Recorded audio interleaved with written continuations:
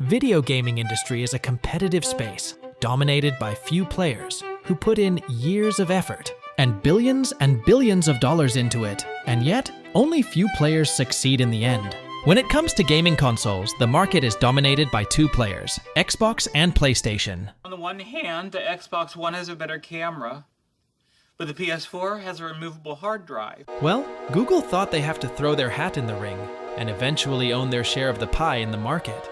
And it turned out to be a disaster.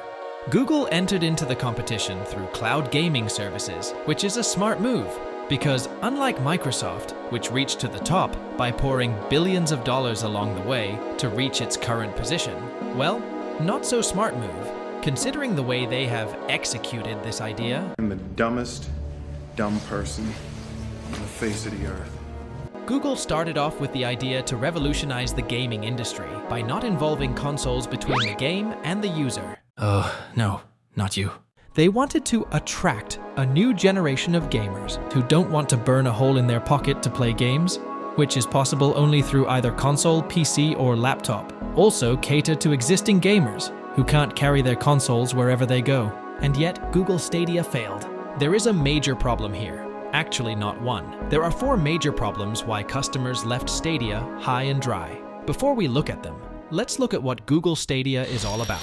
In the fast-paced world of gaming, Google's Stadia burst onto the scene with promises of a revolution in the way we play. Can I come in? Launched in 2019, Google Stadia aimed to disrupt the traditional gaming landscape by offering a cloud-based gaming platform. One place for all the ways we play. It's focused on gamers, inspired by developers, and amplified by YouTube creators. Google Stadia was marketed as a groundbreaking cloud gaming service that would allow users to play high-quality video games on various devices without the need for any console. The platform boasted impressive features, including seamless streaming, 4K resolution, and a vast library of games accessible through the cloud. Stadia was positioned as the future of gaming, promising a convenient and accessible gaming experience for players around the globe. Yay! It's from Google. I don't have to pay for it, right? It's free. Well, no, it's not free. In fact, it is far from free. As a pro user, you have to pay $10 per month to stream games at 4K and ability to buy games. What? I don't get to play games? I have to buy again? Then what I am paying for? Well, you get some free games as part of Pro membership, which has limited library to buy and play, even for pro users. And that's not all. Google also came up with its own controller, which will enhance your game streaming experience. It came with an option to connect directly to Google's data centers over Wi-Fi. This means that your game inputs won't have to go through your system and will directly be delivered to Google servers, resulting in lower latency. Well, both are connected to the same Wi-Fi. Anyway, now, let's look at the reasons for failure.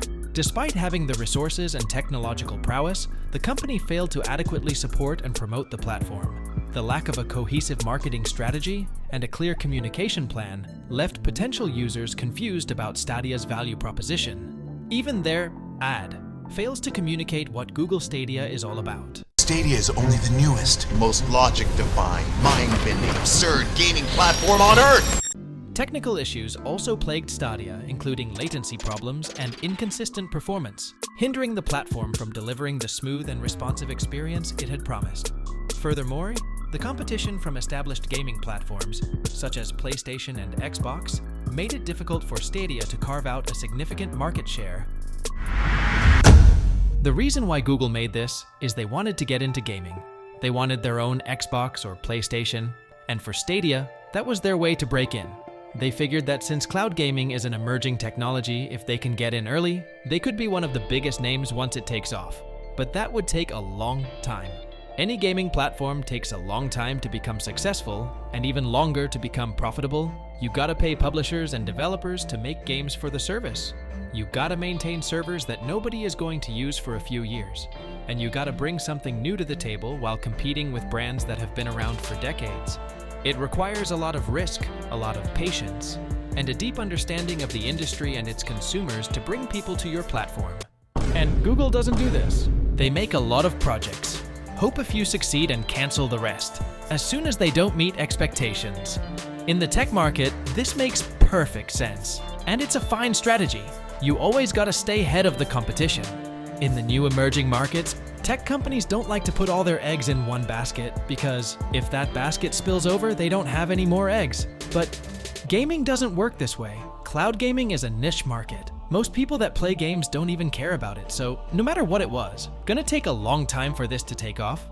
At best, Stadia would have taken a few years to start making any money, and Google doesn't wait very long before canning projects. So it seemed inevitable. The way they decided to distribute games on Stadia is one of the most baffling decisions I've ever seen in the gaming industry. The service was a cloud streaming platform, and when you imagine a streaming service, you tend to think of subscription models, pay a few bucks a month, and get access to a large library of contents. Stadia just didn't do this. There was a free tier and a $10 a month tier, and both gave you access to a few games. But most games needed to be purchased outright. Yeah, you had to pay standard video game prices. These were games that you couldn't download, games that were reliant on a strong internet connection, games that you only had access to as long as Stadia still existed. Finally, on September 29th, 2022, Google announced that it would shut down Stadia, citing its lack of traction with users. Now, since Stadia is gone, I want to talk about how it could have succeeded. It would have been tough, but if Google played their cards exactly right, Stadia could have maybe had a chance. Okay, I think Google needed to be a lot more ambitious to really give it all, to throw around a lot of money in the appropriate directions. This platform couldn't just match what Xbox and PlayStation were doing. They needed to surpass them in every single way to get people over here. People have invested hundreds or thousands of dollars and hours into these platforms. So Google needed to get aggressive, obviously, get rid of that pricing model, make a subscription service like Netflix. Next, they needed exclusive. And I know Stadia had a few, but I'm talking about more high-profile titles. No disrespect to the developers, of course.